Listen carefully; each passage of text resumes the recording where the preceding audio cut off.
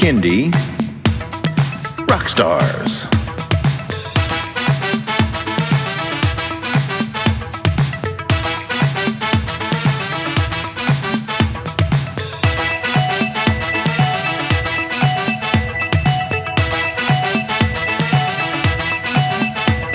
Prepare for a treat, let's meet and greet some bands and singers that are super sweet, making music that's fun for boys and girls. Help them learn about this great big world. Fun for the family, yes it's true, your kids will love it and you will too. Clap and dance and sing aloud, become a part of the Kindy crowd. These songs will make you move your feet and give your ears a great big treat. So settle in, grab your guitars, and let's get to know our Kindy Rockstars.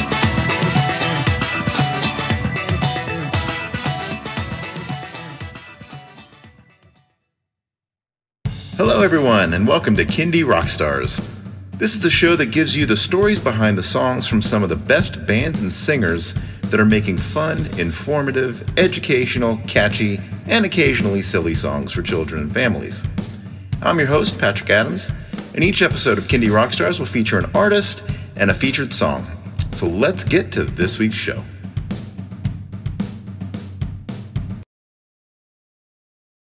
We are here today with Kathryn the Grape. Welcome to the show, Kathryn. It's great to have you on. Thank you. I'm excited to be here, and I appreciate the opportunity on your show to share. Absolutely. So tell me about yourself. Tell me about how you got into Kindy music and your background, what you're working on. Yeah. Well, I actually came into Kindy music. I came into the music side of it first. Second, I write books. So Kathryn the Grape is actually first started out as an illustrated children's book character. Kathryn the Grape as a name is actually a nickname that a softball coach gave me when I was 11 because I wore purple all the time. So instead of Kathryn the Great, he called me Kathryn the Grape, as in purple. So and he was the only one who called me it. Nobody else called me that. And then years later, my mom actually had the idea that she wanted to write a children's book with the character Kathryn the Grape.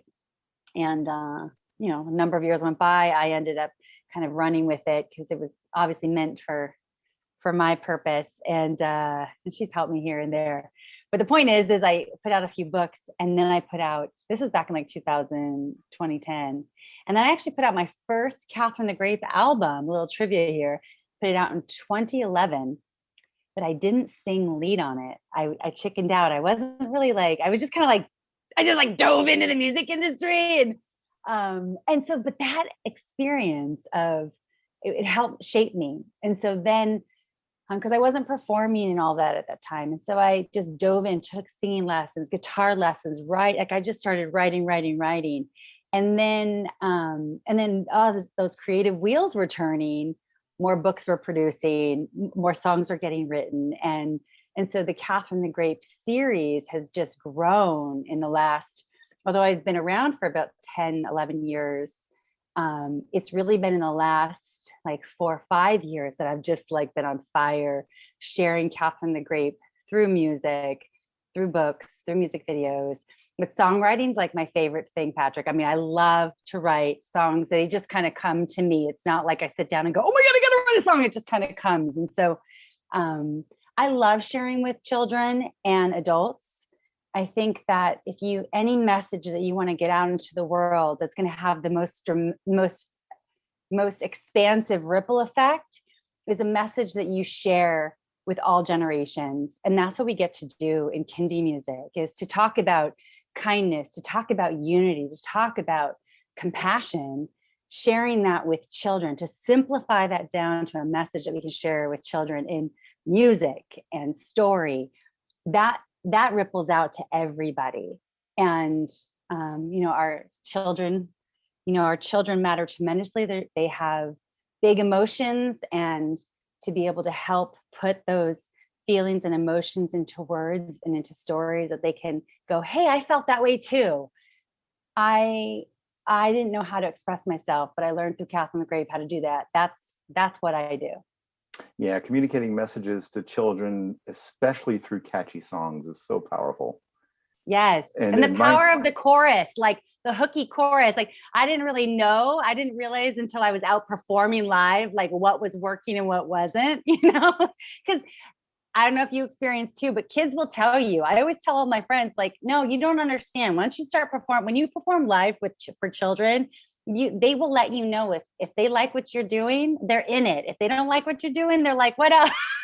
What else do you have, Kathryn the Grape? And so, but those fun, catchy choruses for sure, and words they can identify with. So I'm curious about your comments on your first album about the not singing, because I have a very similar experience with my album. I only did the vocals on one song, and I got other vocalists involved, but I so wanted to get in there and do the vocals. So you said you took vocal lessons and things like that, and got your is it a confidence or? It was confidence, and and that was it. So that's the thing, is like I have, because I had a whole different life before I was doing my creative artistry. I still have the businesswoman aspect of me, which I needed all that experience. But the part of me that was always like pretty vibrant, that wanted to be expressed, was that little girl Kathryn who loved to sing and perform and give speeches. And I was a real storyteller my whole life. It took all these decades, Patrick, for that to just come out. But it came out at a time where I had purpose with it, right? Like I wanted to share important messages, and this creativity was coming out of me. So the purpose behind Kathryn the Grape had to be rooted. But as far as for me, I've been becoming Kathryn as I've been developing Kathryn the Grape. So when I speak to children about being brave and overcoming fear and overcoming self-doubt, that's not some canned checklist of, hey, let's talk about all these social, emotional things. Those are real things that that I've gone through. So I understand those feelings. But yes, I always wanted to do an album. Like my big dream, Patrick, literally on my goal board for a billion years, that I just eventually threw out, was I wanted to have an album with my name on it, that are songs that I wrote, that I sang. And I didn't do that with the first Kathryn the Grape album, but I learned the music industry. That first album, I learned the music industry. It was like a crash course in like, ooh, okay, I needed to learn all these lessons. And so then for me to develop that confidence, and I needed to learn, it took me a few years to really like learn. I had to learn, like learning how to really, sing and be comfortable in my own voice, right? This is my range. This is the tone of my voice. This is where and so that I can come out and be as confident, as vibrant as I am. And that's authentic. And I'm just constantly in process. And I think that's what I love about children, is that I can be as big and goofy and fun and as serious and compassionate with them as possible. But yeah, it took me a while. And so I've put out 3 albums in the past, 3 Kathryn the Grape albums in the last like 5 years. Plus I have a bunch of Catherine Cloward albums as the real, the adult me. But I'm proud of those songs and those albums at work, because I grew as I developed all of that material. And that's why I'm always so like to people, like if you're still breathing, it's not too late. You can do what the desire in your heart. You just have to build up yourself to get there, and to believe in yourself, and to try do the work. You have to do the work, Definitely. Now, how closely do you tie your songs to your books? Do they intermingle? Does one inspire the other? Or? Yeah, well, for example, what just happened, I just released my All Together album in February. So it's been out for about 6 months. So All Together is an album that has 10 songs on it. And a lot of all 10 of those songs have themes that have run in everything else that I've done. But 4 of those songs are also illustrated, published books. So for example, Choosing Kindness is one of the songs on the album. That song, word for word, is an illustrated book called Choosing Kindness. So that children, because we all learn differently. So I really incorporate the VARC learning styles into what I'm doing. I actually didn't know I was doing that. It was actually a mom friend of mine who said, Kathryn, do you know that you do like VARC learning style in everything you do? And I was like, I do. And so, I share a message in a song, choosing kindness. Then that message is shared in an illustrated book. And I storyboard all of the illustrations. I don't create the illustrations, but I storyboard each page. Like I'm very specific about what I see in my mind that goes on the pages. And then so then you've got the song, you've got the book, and then I make using those illustrations, there's videos on YouTube, and then also a YouTube video of me dancing. So I'm meeting all those needs for children. So some children are very engaged in books, children aren't, and they're really engaged in music. So it allows for an important mindful message to be shared with hopefully all children to meet the way that they receive and absorb lessons. Gotcha. All right, you ready to get into a song? Yes. The song this episode is called Choosing Kindness. So Kathryn the Grape, tell us about Choosing Kindness and what inspired it and all about the message.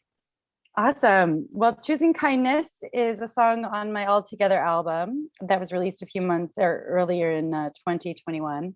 And really it's about recognizing that kindness is a choice that we make. It's not, we have a lot of focus on like Kindness Month and kindness awards, which I'm not, everything focused on kindness is good, but that we carry that with us all the time, that kindness, that choosing to think kind thoughts about ourselves and others. Like we think what we think in our head, like it's so important, that how our mind thinks about ourselves and others, the words that we say, that, let's say kind words, let's think kind thoughts, let's do kind things. That's what choosing kindness means.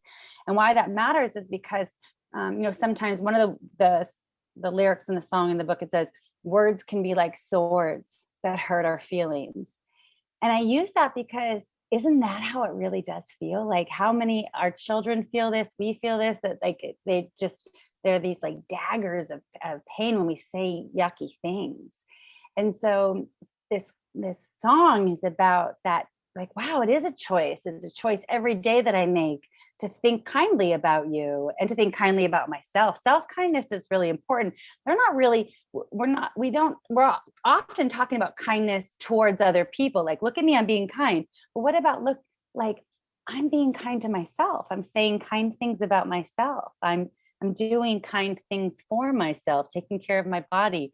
And so that's why this song, I think, has, tremendous impact. It has a fun, a fun melodic vibe to it that's very sing-along friendly, great for car rides. But I think why it caught a hold is because it allows for a wonderful conversation as well. Like, what does that mean to think kind thoughts? What does that mean to say kind words? What's a kind word that we say about ourselves? And that's where affirmations come in. I am kind, I am loving, I am trustworthy, etc. Yep. No, perfect message with a catchy song. That creates the earworm that the kids are going to remember, and having a great video to go along with it, you kind of create the whole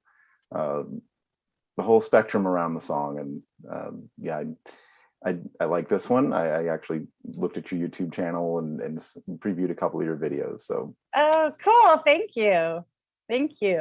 All right. And I think that, sometimes we think about when we think about thoughts, like sometimes we have, thoughts and words and act like positive thoughts, negative thoughts, positive words, negative words. And like the concept of, thoughts can be like water that stream positivity, like in that staying in that flow of positivity.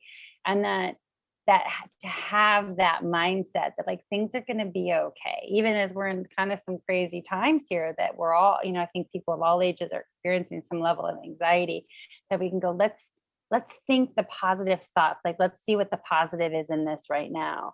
That changes our chemistry on how we experience things.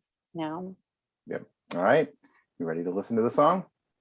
Yeah. Choosing Kindness by Kathryn the Grape. Here you go.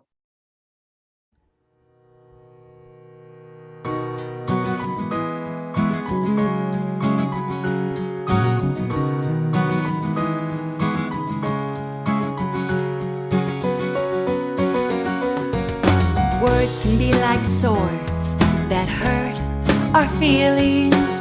Words can be like doors that open to understanding.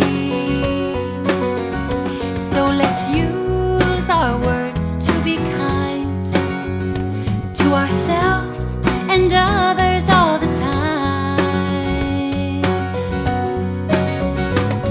Let's say kind words. Let's think kind thoughts. Let's do kind things. That's what choosing kindness means. Thoughts can be like weeds that spread negativity. Thoughts can be like water that streams positivity. So let's think thoughts that are kind about ourselves and others all the time. Let's say kind words. Let's think kind thoughts. Let's do kind things. That's what choosing kindness means. What we choose to do in our lives matters greatly. Let's choose to do kind things daily. Let's say kind words. Let's think kind thoughts. Let's do kind things.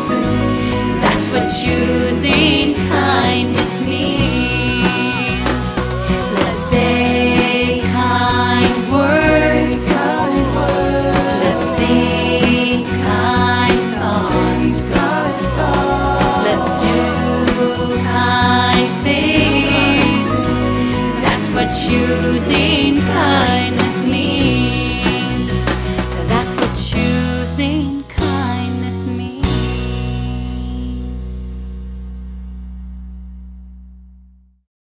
And that was Choosing Kindness by Kathryn the Grape. All right, Kathryn, tell everyone where they can stream and download that song and where they can find you on social media. Awesome. Thank you. Well, I'm my music is all over every digital platform. So on Spotify, you can find me, just search Kathryn the Grape. And Kathryn is spelled Kathryn. So Kathryn the Grape, Grape. So I'm on Spotify, Amazon Music, Apple Music, YouTube. Subscribe to my YouTube channel. One of the great things about my YouTube channel, if I don't say so myself, is that it's a COPA safe channel. So I've clicked the box that my entire channel is COPA, which means when you parents and educators, you can rest assured that no weird ads are going to come up when your children are watching my channel, and the comments are turned off. So nobody can, slide some weird links into the comments. So, my heart is all for children, and everything I do for Kathryn the Grape is coming from a mom perspective. I am a mom, so I'm thinking about protecting your children just the same way that I would be protecting mine. So my YouTube is youtube.com, Kathryn the Grape as well. And then I'm on social media. I haven't been as active on Facebook lately. I'm just being frank, just because they keep changing things. But I'm still there. So I'm on Facebook, Instagram. I have a Twitter presence, and then I'm getting really active on TikTok. So that's kind of fun. Yes. So I had this young woman helping me out last summer, kind of interning with me. And she's like, Kathryn, you got to get on TikTok. And I was like, look, I don't have like another social platform. Like, I don't know if I can do this. And she's like, no, trust me, Kathryn, you got to go over there. And so, so I started, but then when you watch TikTok, like in my whatever algorithm I'm in, that's right, it's so funny. I find it to be hysterical. So I'm enjoying TikTok. I find myself watching a little bit of it each night, thinking to myself, just like you, I've got to get into this somehow, but what angle do I take? How can I stand out? That's where I'm at. But I'm like you, I'm ready to dive in. It's just a matter of how. Yeah, and I think a lot of us who do, who are in Kindie Rock, that thank you for having this platform for us. I think that that's one thing that is so special about our genre is that we're all in it. We're just figuring, we're kind of like, okay, so we're all at Facebook, now we're all at Instagram, but we want to reach, families, we want to reach educators, we want to reach children. And so having a presence at most places is great, so yeah, or at least agreed. trying to. Well, Kathryn the Grape, thank you so much for doing the show. Everybody, please go check out her YouTube channel. It is great, and find her on social media and TikTok. Thank you so much. Bye-bye.